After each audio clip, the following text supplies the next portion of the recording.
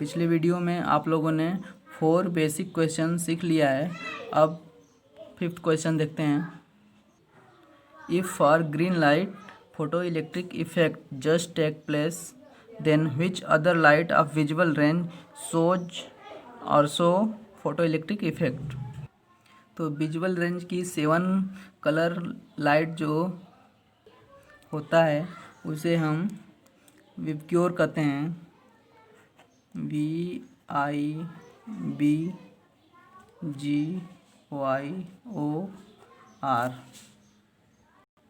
और हम जानते हैं वायलेट कलर की जो फ्रिक्वेंसी है वो सबसे ज़्यादा होती है विजुअल रेंज में और रेड की सबसे कम। तो इसको हम इस डायरेक्शन में देखें तो फ्रिक्वेंसी न्यू जो है इंक्रीज हो रही है।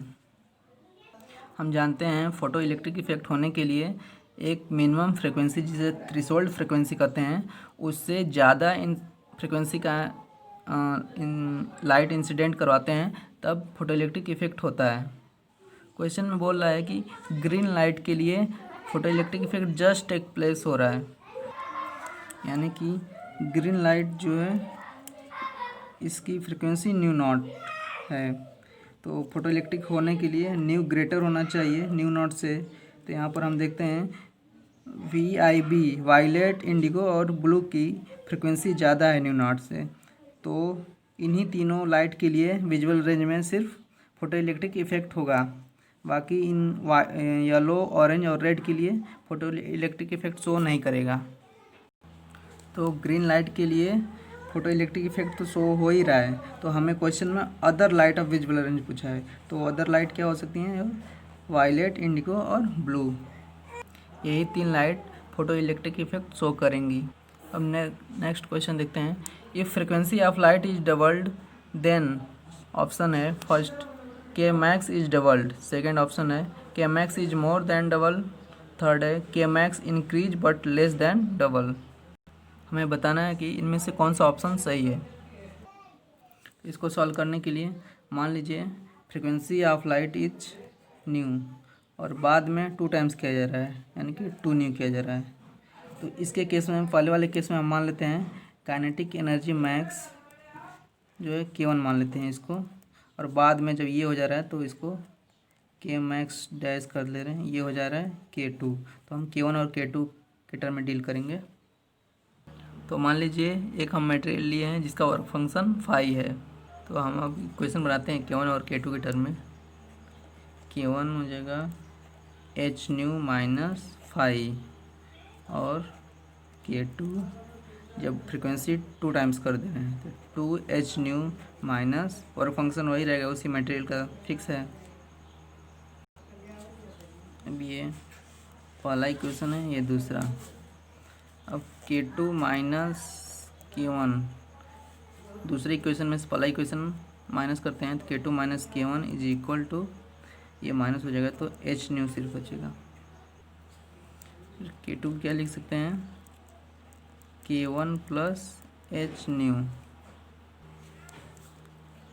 K2 is equal to K1 plus H nu की वैल्यू फर्स्ट इक्वेशन से हम देखते हैं K1 प्लस 5 लिख सकते हैं, K1 प्लस 5 तो K2 हो गया 2K1 प्लस 5। तो यहाँ हम देखते हैं कि K2 का वैल्यू 2 टाइम्स K1 प्लस 5 है। अगर 5 0 होता तो K2 एग्जैक्ट 2 टाइम्स होता K1 का, जो इनिशियल में K मैक्स रहता है। बल्कि 5 जो मटेरियल का वर्क फंक्शन है वो कुछ ना कुछ तो होगा ही। तो यहाँ से हम देख सकते हैं कि K2 का वैल्यू है 2 टाइम्स K1 से ज़्यादा है। यहाँ पर ये 5 नॉट इज इक्वल टू 0 होगा। तो ऑप्शन सेकेंड सही हो जाएगा। अगर हमें स्टॉपिंग पोटेंशियल के बारे में पूछता तो काइनेटिक एनर्जी क्या लिख सकते हैं? K2 मैक्स को K2 ये हो जाएगा E into VS2। Stopping potential second time का इज ग्रेटर हो जाएगा ये 2 times E into VS1 stopping potential पहले का। तो यहाँ से भी E कट जाएगा, तो यहाँ से हम बोल सकते हैं Vs2 greater than 2 times Vs1। Stopping potential भी 2 टाइम्स से ज़्यादा हो जाएगा। नेक्स्ट क्वेश्चन देखते हैं। इसमें भी 4 ऑप्शन है जिसमें से एक ऑप्शन सही है। The photoelectrons emitted from a metal surface, तो फर्स्ट ऑप्शन है are all at rest, have the same kinetic energy, have the same momentum, have speed varying from 0 up to a certain maximum value. जैसा कि हम पढ़ चुके हैं कि जो मेटल से इलेक्ट्रॉन निकलता है उसकी काइनेटिक एनर्जी एक मिनिमम वैल्यू जिसे कह लो 0 से लेकर काइनेटिक एनर्जी मैक्स तक वेरी करता है। जब काइनेटिक एनर्जी वेरी कर रहा है तो ऑब्वियसली है कि स्पीड तो वेरी करेगा। तो यहाँ से ये पता चल जा रहा है कि हमें फोर्थ ऑप्शन सही है। लेकिन यही सिर्फ बताना कि फोर्थ ऑप्शन सही है इतना ही ज़रूरी नहीं है, हमें ये 3 ऑप्शन सही नहीं इसको भी पता होना चाहिए।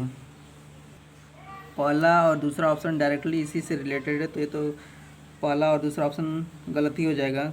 बोला कि सारे इलेक्ट्रॉन जो इमिट होते हैं आर ऑल एट रेस्ट, ऐसा तो होता नहीं है क्योंकि वेरी कर रहा है इस स्पीड भी और काइनेटिक एनर्जी भी, तो ये गलत हो गया। Have the same kinetic energy, ये भी गलत है। सेम काइनेटिक एनर्जी नहीं वेरी करेगा, हर इलेक्ट्रॉन की अलग अलग हो सकता है। अब ये तो ऑप्शन सही है। थर्ड देखते हैं। अब थर्ड ऑप्शन चेक करते हैं। और काइनेटिक एनर्जी को के लिखते हैं, के इक्वल टू, इसको मोमेंटम के टर्म क्या लिख सकते हैं, p²/2m। तो अक्सर बच्चों से पूछा जाता है कि काइनेटिक एनर्जी और मोमेंटम में क्या रिलेशन है, तो अक्सर बच्चे ये बोल देते हैं के इक्वल टू p²/2m। बल्कि ये जानना आवश्यक है कि ये फार्मूला वैलिड है कि नहीं है, ये बिना जाने ये डायरेक्ट बोल देते हैं कि इक्वल टू p²/2m। तो मैं आपको बता दूं कि ये फार्मूला तभी वैलिड है जब पार्टिकल की एनर्जी नॉन रिलेटिविस्टिक होती है। नॉन रिलेटिविस्टिक केस में ये होता है यूज। जो मेटल से इलेक्ट्रॉन निकल रहा है तो हमें कैसे पता चलेगा कि वो रिलेटिविस्टिक केस है या नॉन रिलेटिविस्टिक केस है। ये फार्मूला तो सिर्फ नॉन रिलेटिविस्टिक केस के लिए वैलिड है। तो उसे पता करने के लिए हम देखते हैं जो मेटल से इलेक्ट्रॉन निकलता है उसकी ज़्यादा से ज़्यादा काइनेटिक एनर्जी, जो रेंज होता है काइनेटिक एनर्जी की, वो इलेक्ट्रॉन वोल्ट में ही होता है सिर्फ। जबकि इलेक्ट्रॉन की रेस्ट मास एनर्जी, जिसको एनर्जी के टर्म में लिखें तो rest mass energy m0 × c², ये जो होता है 0.511 मेगा इलेक्ट्रॉन वोल्ट होता है। यहाँ पर m0 है रेस्ट मास ऑफ इलेक्ट्रॉन और c है स्पीड ऑफ लाइट, तो ये वैल्यू आएगा 0.511 मेगा इलेक्ट्रॉन वोल्ट। अब यहाँ देखते हैं rest mass energy 0.511 mega electron volt के ऑर्डर का है, और जो इलेक्ट्रॉन निकल रहा है उसकी एनर्जी इलेक्ट्रॉन वोल्ट के ऑर्डर में होती है। यहाँ पर हम बोल सकते हैं कि m0 c² बहुत ज़्यादा है काइनेटिक एनर्जी ऑफ इलेक्ट्रॉन से। जब ऐसा केस होता है तब ये केस होता है non relativistic case. Non relativistic. अब देखिए काइनेटिक एनर्जी इलेक्ट्रॉन वोल्ट का ऑर्डर का है और ये मेगा इलेक्ट्रॉन वोल्ट बहुत ज़्यादा है। काइनेटिक एनर्जी जब बहुत कम रहती है तब नॉन रिलेटिविस्टिक केस होता है। यही जब कंपेरेबल रहता है काइनेटिक एनर्जी m0 c² का कंपेरेबल रहता है तो ये रिलेटिविस्टिक केस हो जाता है। तो उस केस में ये वैलिड नहीं होता, तब ये सिर्फ और सिर्फ नॉन रिलेटिविस्टिक केस में ही वैलिड है। तो हमें पता चल गया जो इलेक्ट्रॉन निकल रहा है वो नॉन रिलेटिविस्टिक केस है, तो ये फार्मूला तब हम अप्लाई कर सकते हैं। तो ये फार्मूला हम सही लिखे हैं, k = p²/2m लिख सकते हैं तब। यहाँ पर देखते हैं m जो है रेस्ट मास है ऑफ इलेक्ट्रॉन की, और काइनेटिक एनर्जी वेरी कर रहा है, ये तो फिक्स है। फिर भी रेस्ट मास तो फिक्स है, इसके बावजूद भी काइनेटिक एनर्जी वेरी होने के कारण मोमेंटम वेरी करेगा, यानी कि मैग्नीट्यूड मोमेंटम का वेरी करेगा। तो सेम मोमेंटम तो होगा नहीं, इसलिए ऑप्शन थर्ड भी गलत है। Next question, the threshold frequency for a metallic surface correspond to an energy of 6.2 electron volt, and the stopping potential for a radiation incident on the surface is 5 volt. The incident radiation lies in 4 option है, इसमें कोई एक option सही है। पहला option है ultraviolet region, second infrared region, third visible region and fourth X-ray region. तो इस क्वेश्चन में मेटेलिक सरफेस के थ्रेशोल्ड फ्रिक्वेंसी के करस्पॉन्डिंग एनर्जी दिया है 6.2 इलेक्ट्रॉन वोल्ट। तो ये क्या दे दिया हमें 5, यानी कि वर्क फंक्शन दे दिया है 5 = 6.2 इलेक्ट्रॉन वोल्ट। और स्टॉपिंग पोटेंशियल दिया है Vs कितना दिया है 5 वोल्ट। तो हम यहाँ से काइनेटिक एनर्जी मैक्स निकाल सकते हैं Vs के टर्म में। काइनेटिक एनर्जी मैक्स क्या होता है E × Vs, तो ये हो जाएगा 5 इलेक्ट्रॉन वोल्ट। तो एनर्जी जो इंसिडेंट होगी फोटो इलेक्ट्रिक इफेक्ट होने के लिए, वो एनर्जी E = ये काइनेटिक एनर्जी मैक्स इतना एनर्जी +5, इतने एनर्जी का हम लाइट इंसिडेंट कराएंगे तब जाके फोटो इलेक्ट्रिक इफेक्ट होगा। तो के मैक्स कितना है 5 इलेक्ट्रॉन वोल्ट +5 कितना है 6.2 इलेक्ट्रॉन वोल्ट।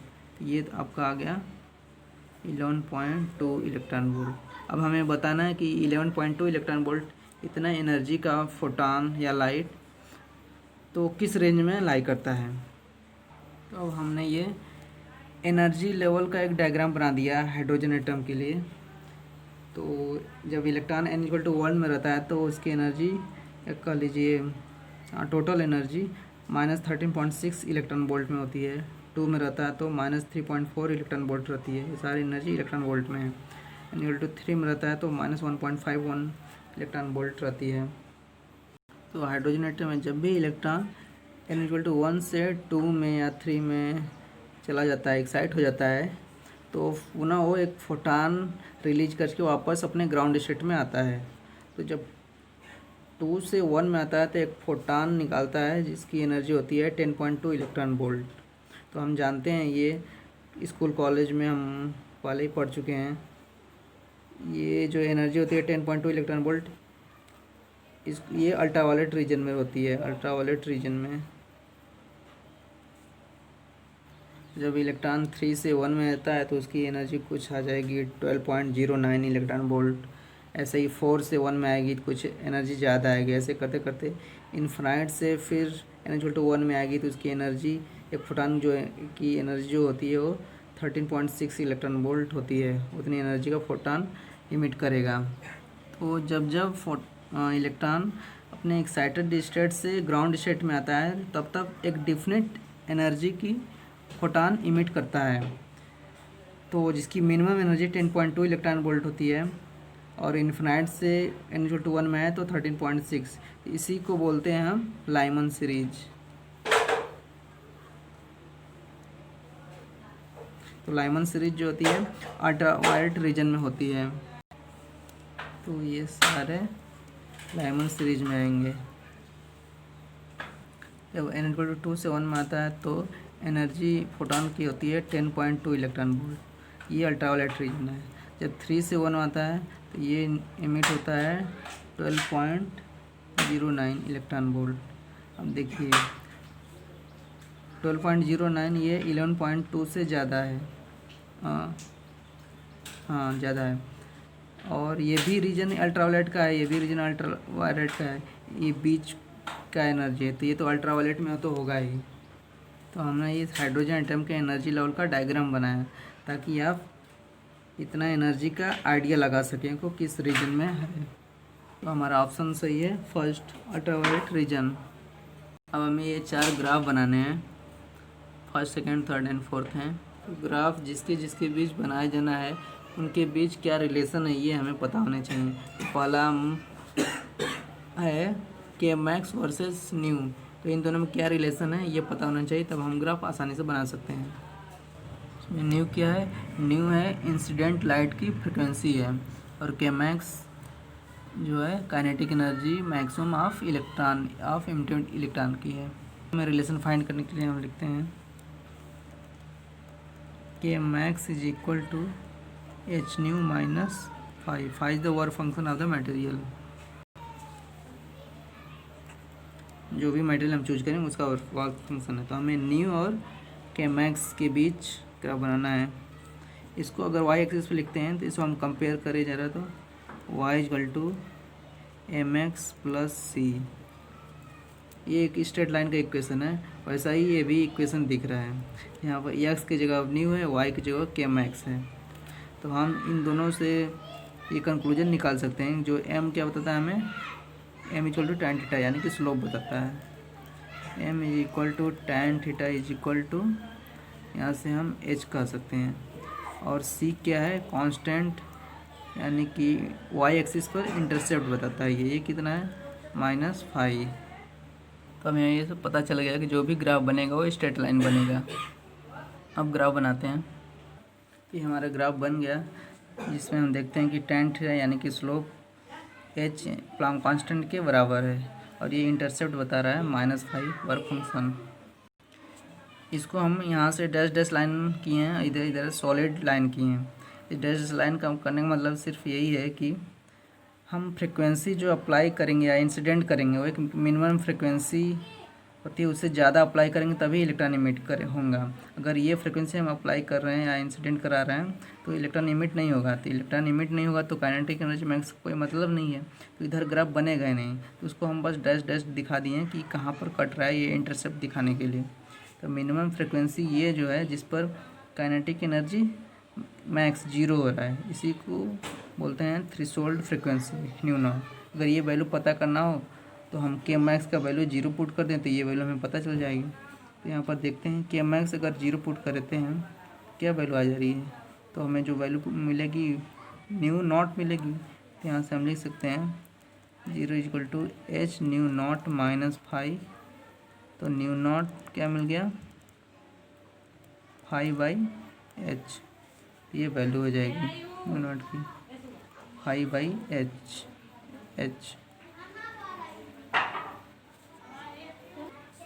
ये था पहला। दूसरा हम देखते हैं V S versus new graph बनाना। तो के मैक्स को स्टॉपिंग पोटेंशियल के टर्म लिख ही सकते हैं।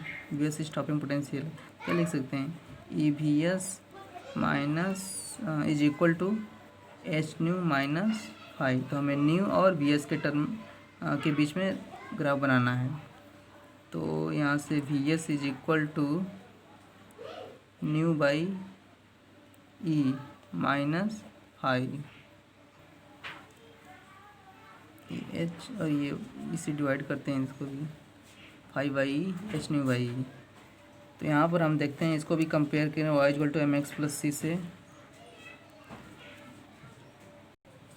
यहाँ पर जो स्लोप है यानी कि टैन थीटा हम लिख सकते हैं देखकर h/e है,